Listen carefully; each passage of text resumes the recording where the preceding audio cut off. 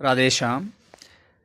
साथियों, last time हमने विश्राम किया था गोखरेश्वर महादेव मंदिर में। गोखरेश्वर महादेव मंदिर में वहाँ दिवाकर खन्ना ने हमें नए वर्ष पर मीठा मुंह करवाया था और विदाई देकर विदा किया। धीरे धीरे हमने आगे बढ़ना शुरू किया। शहर में कॉलोनी इस तरह से सजाई थी मानो जो ब्रिटिश हो। धीरे धीरे हम आगे बढ़ते गए और छोटे मोटे अगल बगल में जो मंदिर थे उनके दर्शन करते गए। मुख्यतः हमें दर्शन करने थे माँ भगवती मंदिर में, पर उससे पहले हमें हर सिद्धि एक मंदिर मिला जिसके हमने दर्शन किए। हर सिद्धि जहाँ अर्धनारेश्वर महादेव मंदिर को नाम दिया गया है। हमने मंदिर में देखा कि लोग जहाँ पर सब कुछ चढ़ा रहे हैं भोग रूप में, अंडा, मछली, फल, फ्रूट, सब्जी, तो इसे देखकर मुझे अजीब सा लगा। पर फिर मन में विचार आया कि ज़्यादातर लोग नेपाल में मांसाहारी हैं, शायद इसलिए ये सब करते हैं। इसके बाद सीधा हम चले गए माँ भगवती के मंदिर में दर्शन करने के लिए। माँ भगवती जहाँ की एक लोकल देवी हैं, यानी जहाँ के जो लोग हैं उनकी एक देवी है, उसके दर्शन करने के लिए गए। ये वही मंदिर है जहाँ हमने एक दिन पहले रुकने के लिए बोला था और जहाँ के लोगों ने हमें मना कर दिया। इसलिए हमें गोखरेश्वर महादेव मंदिर में जाना पड़ा और साथ साथ में गोखरेश्वर महादेव मंदिर के दर्शन भी हो गए।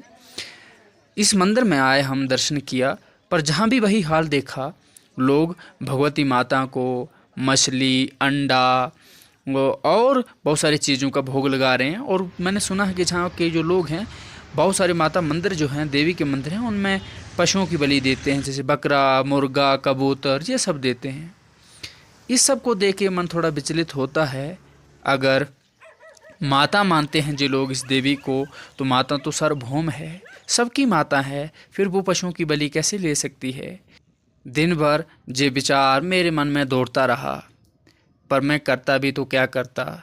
मैं जहाँ लोगों को बोलता भी तो क्या बोलता कि आप बलि दीजिए, जाना दीजिए, बस आंखें मोड़कर आगे बढ़ जाता। चलते चलते हम थोड़ा थक से गए थे और एक मंदिर मिला महादेव जी का। वहाँ पर रुककर हमने थोड़ा विश्राम किया और फिर अपनी यात्रा को आगे बढ़ाया।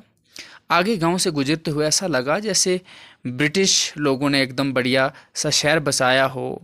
धीरे धीरे आगे बढ़ने के बाद हम पहुँच जाते हैं भगतपुर में। भगतपुर वर्ल्ड हेरिटेज साइट्स में 6वें नंबर पर, यानी 6ठे नंबर पर प्राचीन शहर है, जहाँ पर चारों तरफ मंदिर ही मंदिर हैं। इस प्राचीन शहर को देखने के लिए, अंदर जाने के लिए हमें एक गेट से अंदर जाना था, पर जहाँ जो नेपाल सरकार का सरकारी अधिकारी था उसने हमें रोक लिया, तो इसलिए हम अंदर नहीं जा पाए। अंत में हमें एक नेपाल के हीरा कपाली नाम के व्यक्ति मिले जो हमें दूसरी तरफ से अंदर ले गए। अंदर जैसे ही पहुँचे तो हमने देखा शहर की प्राचीनता, साथ ही साथ जहाँ पर एक मेले का भी आयोजन किया गया था।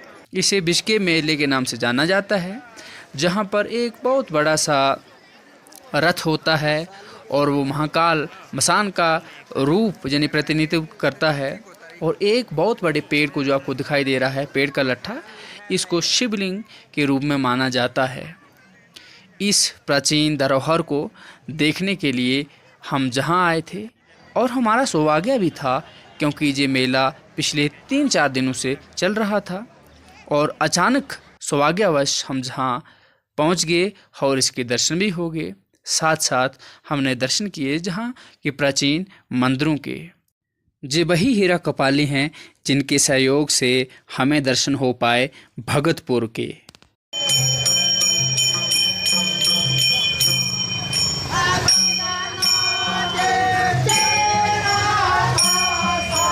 भगतपुर मंदिरों के दर्शन करने के बाद अब हम पहुंच गए स्वर्ग द्वार पर। स्वर्ग द्वार पर यानी शमशान घाट बोला जाए तो, जहां पर लोगों का अंतिम दाह संस्कार किया जाता है। इसके बगल में ही एक मंदिर है जिसको हनुमान घाट, जहां वाल्मीकिश्वर घाट के नाम से जाना जाता है। अब रात्रि होने वाली थी और हमें तलाश थी रात्रि विश्राम स्थान की। हम ये सोचकर परेशान थे कि कहाँ स्थान मिलेगा रुकने के लिए, पर इतने में हीरा कपाली ने बोला कि महाराज जी हमारे साथ चलिए हमारे घर। हम मान गए, पर धीरे धीरे आगे बढ़ते गए। जैसे ही हम हनुमान घाट वाल्मीकिश्वर मंदिर में पहुँचे तो वहाँ पता चला एक आश्रम है जहाँ रात्रि विश्राम किया जा सकता है।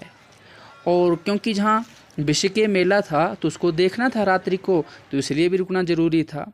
तो फिर हम उसी आश्रम में रुक गए और हीरा कपाली से बोला कि कल हम आपके साथ चलेंगे। फिर हम हनुमान घाट में जो आश्रम था वही विश्राम किया और रात्रि चले गए मेला देखने के लिए। मेला देखने में गए तो लोगों की बहुत सारी भीड़ थी।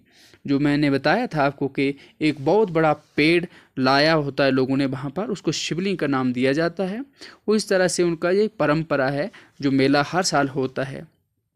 हर साल शुरू के दिनों में 2-3 दिन के लिए मेला होता है, जहाँ से पूरे जो नेपाल के देश के लोग हैं अलग अलग प्रांतों से आते हैं मेले को देखने के लिए।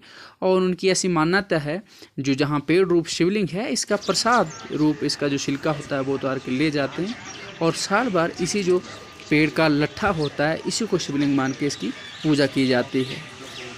ये सब तो रहा धार्मिक और सांस्कृतिक पक्ष। पर संस्कृति की बात करें तो जहाँ का जो कलाकृति है, जो कलाकारी है, जो प्राचीनी तौर पर कलाकारी है वो देखने योग्य है।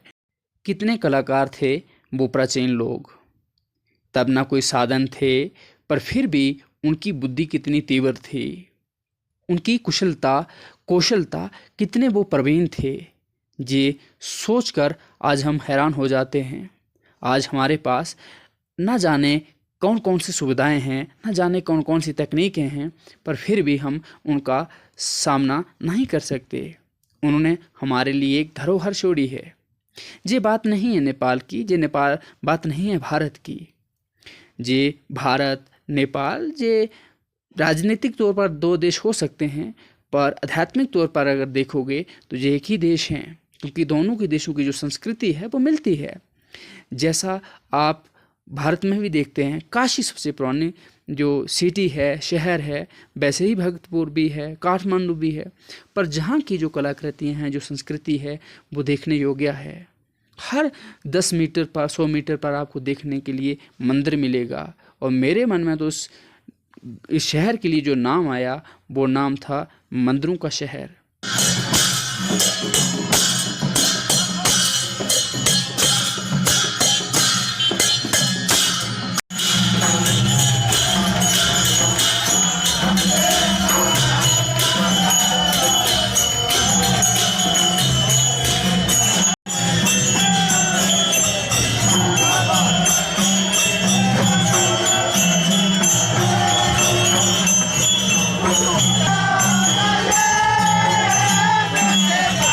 जुलूस जो आपको दिखा ये गणेश जी की रथ यात्रा थी। इसमें गणेश जी को लोगों ने पालकी में बैठाया है और उनकी यात्रा निकाल रहे हैं। ये हर साल नेपाल के वर्ष में प्रारंभिक दिनों में होता है। उसके बाद हम चले गए जहाँ पर पोट्री स्क्वायर में ये देखने के लिए कि प्राचीन जो लोग थे वो जो पोएट्री है यानी घड़ा आदि जो बर्तन होते हैं, मिट्टी के बर्तन होते हैं, वो कैसे बनाते थे उसको देखने के साथ साथ हमें घास की खड़ाऊँ भी देखने को मिली, जो जहाँ के लोगों की संस्कृति है, जो शायद आज की जो नई तकनीक है वो आने से पहले लोग अपने रोज़मर्रा की ज़िंदगी में प्रयोग किया करते थे।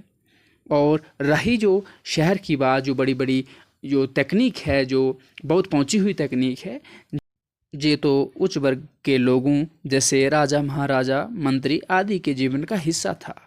बाकी सामान्य जन जो थे उनके जीवन का तो वही हिस्सा था, जैसे घास की खड़ाऊ पहनना, भेड़ के ऊन के कपड़े पहनना, जानवरों की खाल के कपड़े पहनना, इस तरह का उस समय का जो प्रचलन था। शहर से घूमते घूमते हम माँ काली के मंदिर में पहुँच जाते हैं। माँ काली जो भद्रकाली है, जो भगवती माँ अम्बा शक्ति का स्वरूप है, प्रतीक माना जाता है। जहाँ पर हमने देखा कलाकारी ना केवल लकड़ी में ही थी बल्कि पत्थरों में भी थी। जहाँ का शहर इस तरह से बसाया गया था कि लगता है जंगल ही हो, शहर नहीं हो। ऐसा ज़रूर है कहीं कहीं आपको ज़्यादा घर देखने को मिलेंगे, पर कहीं कहीं ज़्यादातर हिस्से में आपको एक वनस्पति भी मिलेगी। वनस्पति यानी पेड़ पौधे इस तरह से लगता है कि जैसे कितना सुहावना हो, जो कोई पार्क हो किसी ने अपने रहने के लिए बनाया हो। इस तरह से हम इस नेपाल 4 धाम पद यात्रा में एक मंदिर के बाद दूसरे, दूसरे के बाद तीसरे के दर्शन करने के लिए चले गए। अंत में हमें किसी ने बताया कि अभी एक मंदिर दर्शन करने के लिए रह गया है, उसका नाम है चांगू नारायण। चांगू नारायण मंदिर में भी हम धीरे धीरे आगे बढ़ते गए, लोगों को पूछते हुए बढ़ते गए और अंत में पहुंच गए चांगू नारायण मंदिर।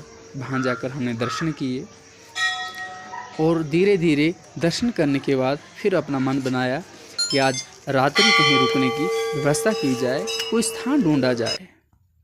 चांगू नारायण मंदिर दर्शन करने के बाद जब हम वापस आ रहे थे कि रात्रि का रुकने का कोई स्थान ढूंढा जाए, तो हीरा कबाली हमें ऑफ़र दिए, बोले कि महाराज जी आज हमारे घर चलिएगा।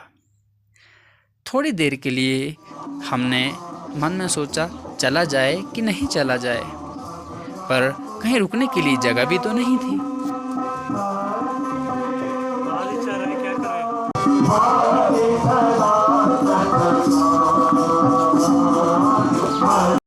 मेरा नाम है राजेश राय।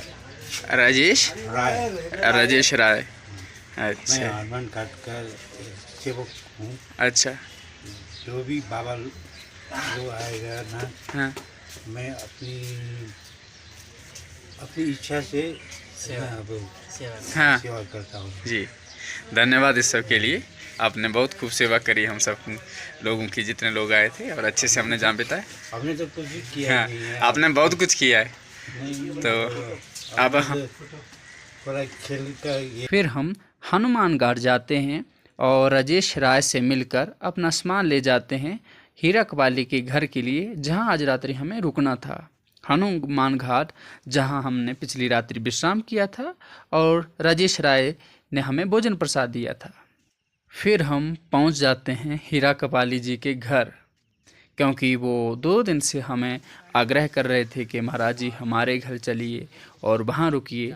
तो अगले दिन हम हनुमान घाट में रुके और आज जब कोई स्थान नहीं था तो हम उन्हीं के घर चले गए, क्योंकि उनका एहसान था हम पर। उनने हमें पूरा भगतपुर घुमाया था, क्योंकि हम तो नए थे, हमें तो कोई पहचान नहीं थी, हम जानते ही कम थे। पर वो जहाँ के रहने वाले थे, उनको जहाँ की जानकारी थी, तो वो हमें पूरा दिन हर मंदिर में, हर गांव में लेकर घुमाए, अच्छे से हमें जो भी दर्शन करने थे वो सब के दर्शन करवाए, जानकारी दिए। और अंत में हमारी जिम्मेवारी थी कि उनके इस आग्रह को हम मना ना करें और उनके घर पर जाकर विश्राम करें। हीरा कपाली माँ भगवती के बहुत बड़े भक्त हैं। उनका घर घर नहीं, एक मंदिर है। जिस भी कमरे में जाओगे आपको मैया की मूर्ति मिलेगी, भगवान महादेव की मूर्ति मिलेगी, विग्रह मिलेगा। वो उनकी पूजा में निरंतर लीन रहते हैं। मैंने आज दिन तक ऐसा कोई व्यक्ति नहीं देखा जो गृहस्थ हो और जो पति पत्नी दोनों मिलकर भगवान की भक्ति में इतने लीन रहते हों।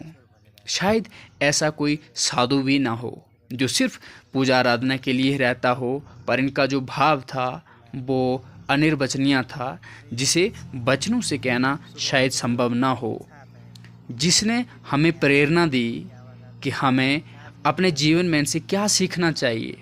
इनसे मैंने सीखा ईश्वर प्राप्ति कहीं भी और कैसे भी की जा सकती है।